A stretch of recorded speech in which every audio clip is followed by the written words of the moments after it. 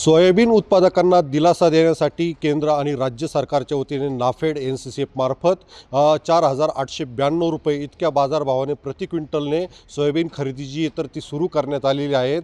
मात्र आज आपण पाहू शकतात का याचा आज शेवटचा दिवस असल्या कारणाने कुठेतरी आता ही मुदत वाढवून मिळावी अशी मागणी जी तर ती सोयाबीन उत्पादकांकडून केली जात आहे।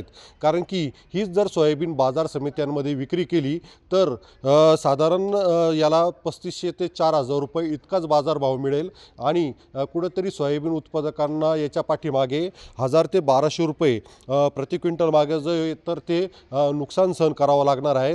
त्याच्यामुळे ही सोयाबीन खरेदी जी आहे तर ती याची मुदत जी आहे तर ती वाढवून मिळावी अशी मागणी आता सोयाबीन उत्पादकांकडून जोर धरू लागलेली आहे। त्याच्यामुळे आता केंद्र सरकार राज्य सरकार काय भूमिका घेणार याकडे सोयाबीन उत्पादकांचं लक्ष लागलेलं आहे। उमेश पारिक, TV9 मराठी, निफाड, नाशिक।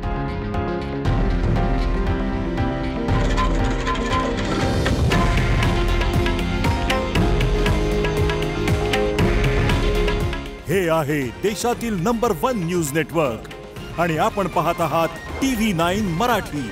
काळजी तुमची, हित महाराष्ट्राचं।